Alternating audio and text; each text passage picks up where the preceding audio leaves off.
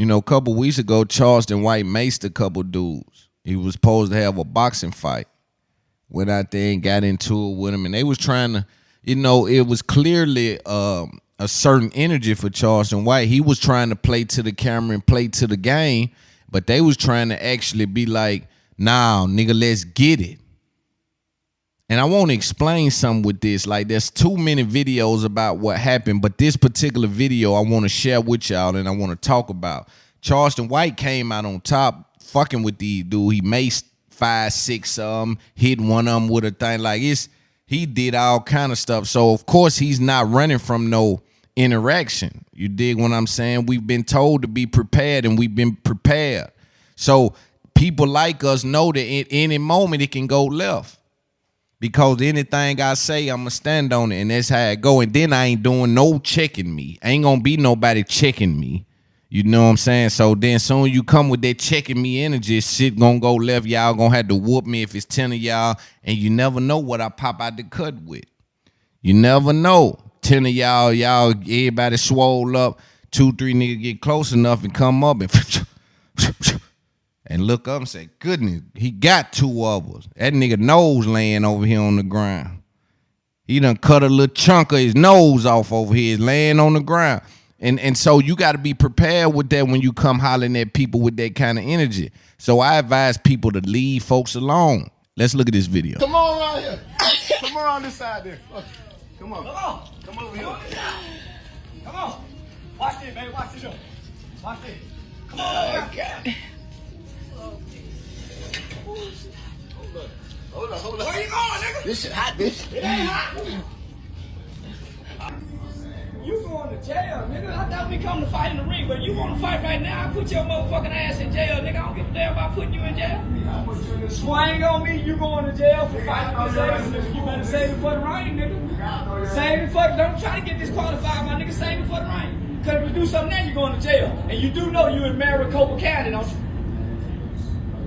Which Maricopa County? Maricopa County? What's up with it? What's up with it? What's good with it? What you mean? What we coming to do? Boom, what we coming to do? You reaction too late. You reaction too slow, baby. Yeah, you get here with it. Yeah, you ain't that strong, nigga. You ain't that strong, nigga. You ain't that strong, nigga.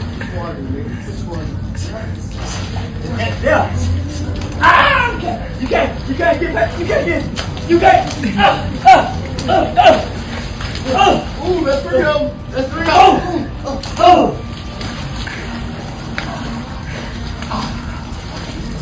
All right, y'all, save for the ring. Where you going, nigga? Oh, you trying to fight, bitch?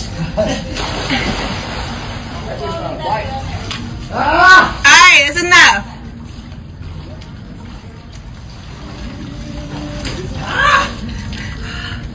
Oh, you still want to go? No. Hold on. Get my phone out the wall. Get my phone out the wall. Alright. Get my phone out the wall. You want to do it? Come on. Alright, come on. I think that's the situation that changed the fight. That was really dangerous for Charleston right there. Now, this little dude right here, from the outside, y'all don't really understand what you're looking at. This dude is a self-proclaimed comedian, right? But this is what happens. But let me lay a little more framework down. Charleston White has been going at it with street niggas online, right? Saying certain things to guys that belong to gangs and certain things like that. And so his run-ins are supposed to be with guys that's call themselves street guys. This dude is in a position to be fighting and making some money, possibly can even make him a name. Possibly can make him a real name off of this. If him and Charles can get something going where he kind of letting, you dig, he can make a way. He done took it personal in his business. But he done took it personal, and this is what happens, and this is why you had saw some of these laws being passed to protect and do certain things, because what happens is the suburban kids and the people on the outskirts, they come in the ghetto and they don't understand how to navigate. They don't know when to actually fight and when these niggas lying about fighting. They don't know when to meet at 3 o'clock, who to meet, who not to meet at 3. Because sometimes you can meet at 3 with your aunt on your sleeve and it be him and 10 niggas out there. So you supposed to have knew better. That's such and such from such. He got to, ain't no way it's going to be one-on-one. Them niggas don't do. You dig? You got to know what's what and what you looking at. What happens is these guys who are infatuated with street life and grew up close enough to it to see it and get told about it. To see it and get told about it. But I keep telling y'all that seeing is different from being told. When you view it yourself, you saw the whole thing and why it happened versus you just know it happened. So when they come and tell you they glory stories about who they smacked, who they knocked out, who they shot, all these things that happened, they ain't telling you their backstory. They ain't telling you the backstory. They ain't telling you what happened, what led to it, why the decision was made. All you know is it happened. And in your mind, you need to weigh your honor because real niggas gonna grab this nigga and do something to him. But you got 100 other so-called real niggas in the club and in the car with you. You got other real niggas there. They ain't did nothing to do. And you in a position where you can build your brand off of it and go get you some money off of this. These other niggas really can, they ain't even here for that. And they ain't doing nothing to him. And they real niggas. So tell me what make you get so personal about it is because you done took personal things he said about people that you don't even know. You done fell in the trick bag. Disrespect is disrespect, but when you start to fuck your money up based on the disrespect, you found him at the water pool and put him in the water. If he was a bigger nigga, he really wanted to do something to you, but he a little bitty dude, so he gotta outsmart you niggas. Keep some on me, like just make sure it don't go all the way left. You dig? But if he was a bigger nigga, a nigga that's like me, nigga might would have tried to choke you out right there. Man, I told you don't bother me, man, right here in the water. I told you stop bothering me, man. They were your girl. Stop, y'all, let him go. Nigga would have been over. You did, but he a little dude, so you grab, but you done messed your money up. See, when you operate on the outskirts of this thing, you don't really understand that it's the calm water. It's the calm water that drowns the man. You don't understand that. You ever see that water look calm? It like ain't nothing going on.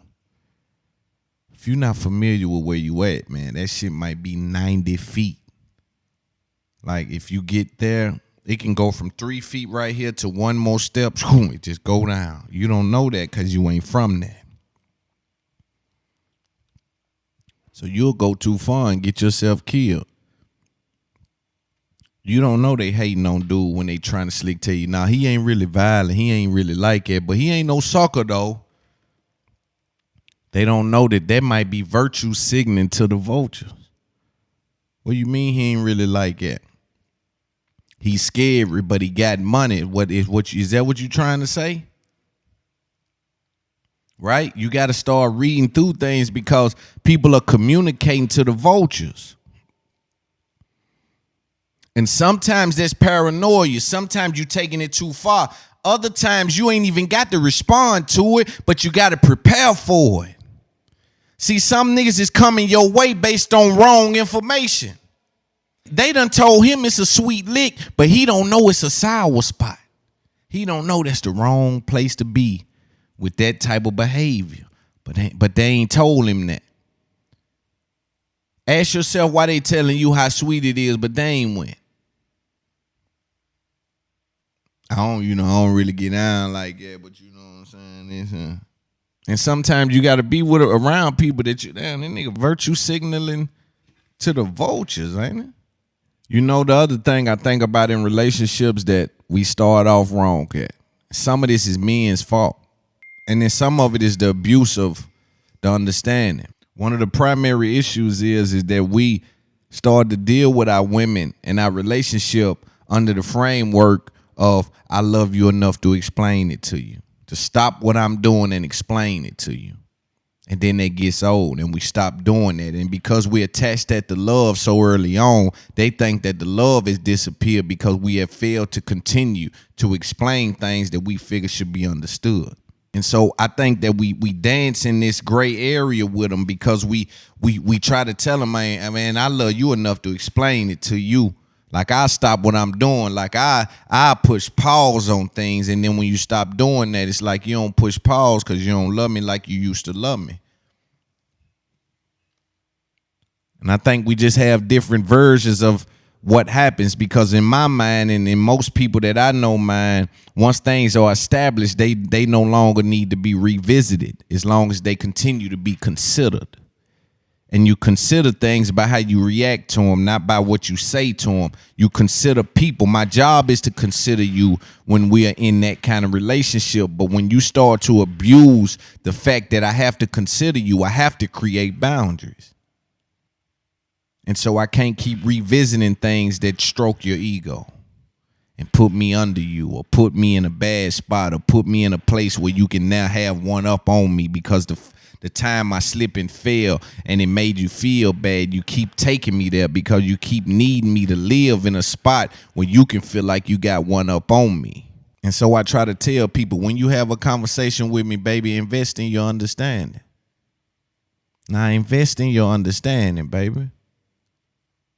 Put yourself in a position where you can understand what I'm telling you. Because we all like money, but understanding the best thing to have. And so I can't make a habit out of wasting time and calling it love. I can't make a habit out of wasting time in the name of love. I remember hearing one time they say, man, Loon, if you make a habit out of buying things you don't need, soon you'll be selling things you do need. These are shits I keep in my back pocket, even when I get a check that's hefty that y'all will probably go spend. I'm still like, oh, remember that? Is you even driving these shits?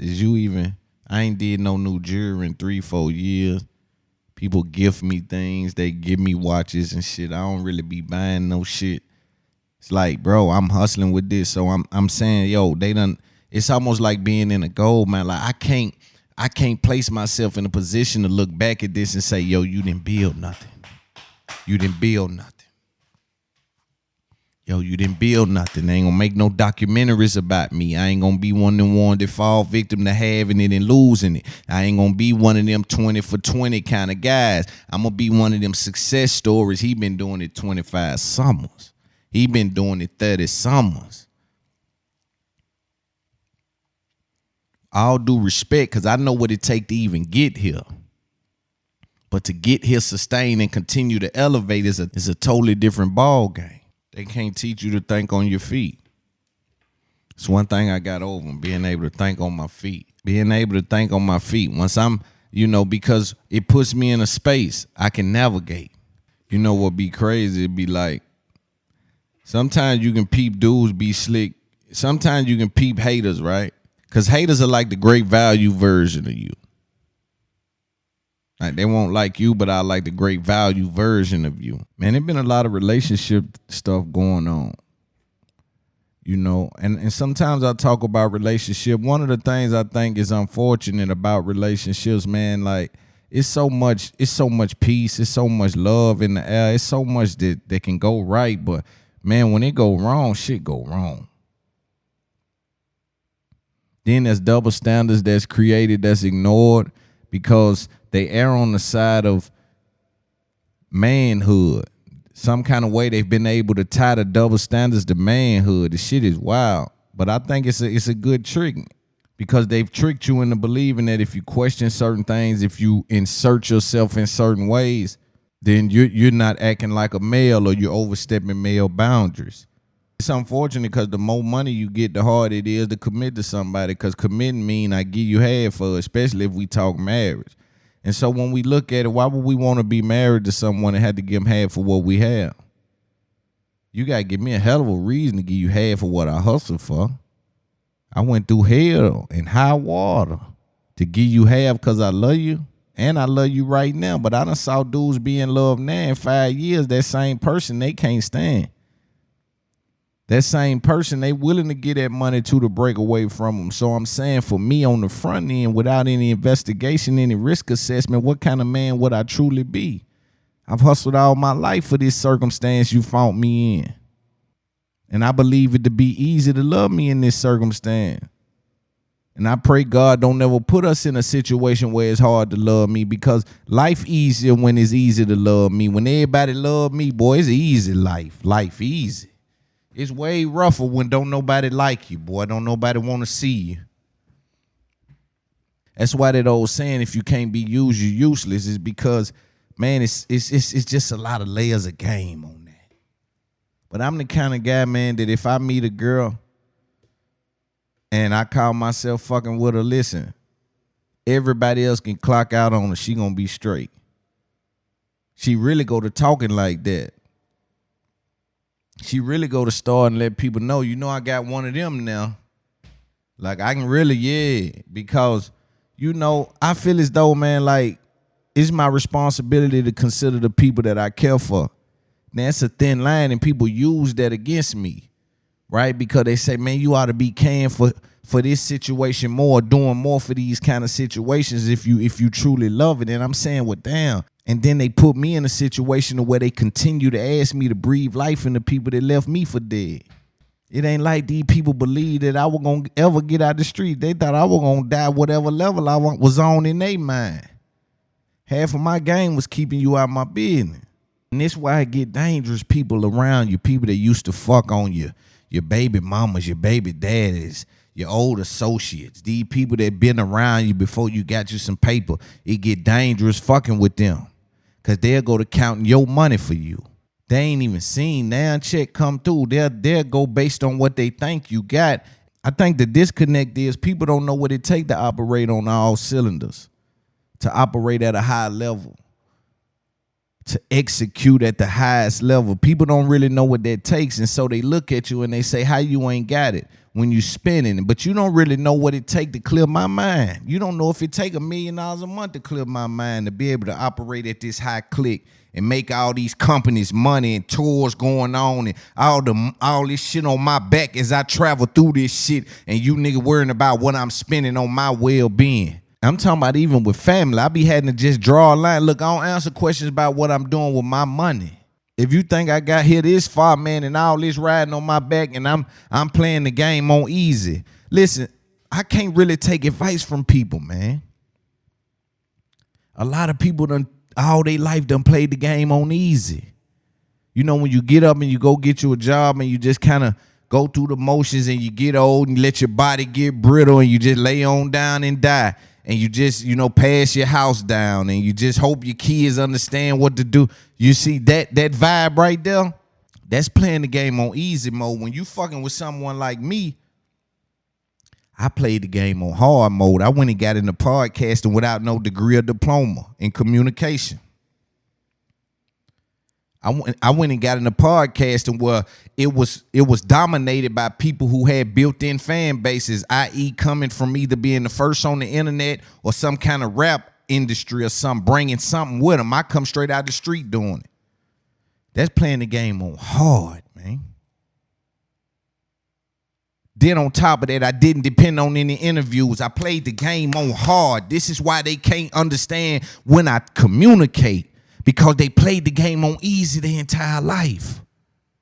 And so you look at what I spend on my well-being, whether I got 4 of the same kind of cars. You don't understand I'm operating as a LLC, a S-Corp, and you ain't get that game. Didn't nobody put that on you, but you say I got 4 of them cars. You seem like I got some money I can give you. You ain't part of the corporate gifting. I can't write this off in any kind of way, but you don't understand that language. So you compare yourself to me. If I spend $1 million a month, nigga. Say they got me doing all kind of shit, traveling, this, and they say my expenses $1 million a month. That's what it take me to operate at a high level. But how you niggas gonna compare me to you to me? You compared you to me. I could never feel about you how I feel about me, and you could never feel what it's like to be operating at this level. I'm to the point now I can't even explain it, because when I say, yo, I got a lot going on, bro. And you ain't even called. Like, yo, let me explain something to you. For me to be operating on this level I'm on, and for me to get a call, and soon I answer the phone, damn, you ain't even hit a nigga up. I just hangs up now. That's old. Right? That means he ain't even considering my fight. You ain't even I'm speaking, doing podcasts, doing interviews, live shows. Dog, are you serious? Raising my children, trying to make sure mama is put in a position. What you niggas talking about? I ain't called. Nigga, and I'm operating 4 and 5 businesses on the backs of me being in front of cameras, operating at a high level, or being in meetings every other day, or depositing and withdrawing. You niggas talking about I ain't called. That's the first thing you say when I answer my phone. You ain't consider what it costs me. And I used to take time to try to explain it.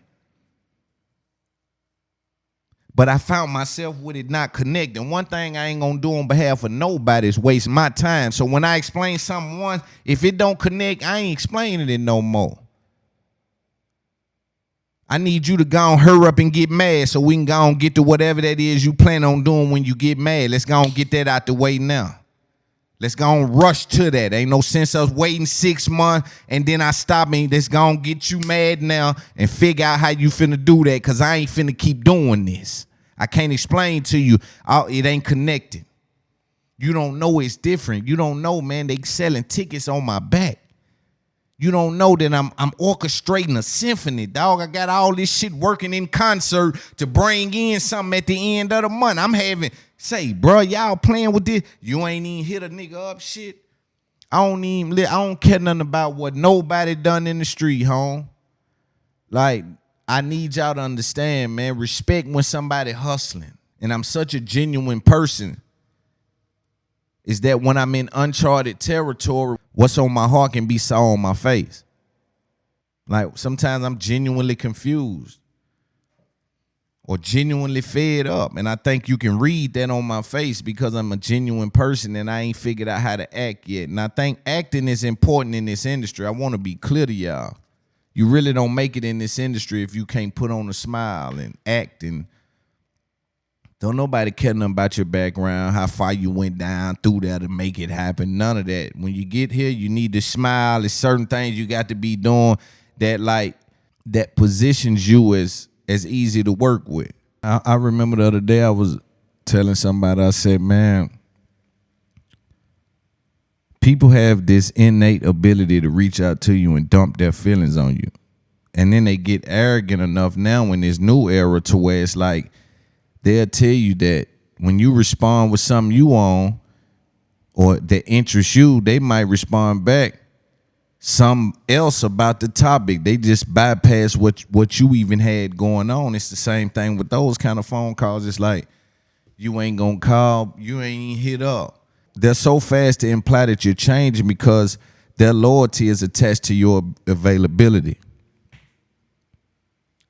And because their loyalty is attached to your availability, if you keep drilling that down, you figure out that their loyalty is also attached to the fact that you're resourceful.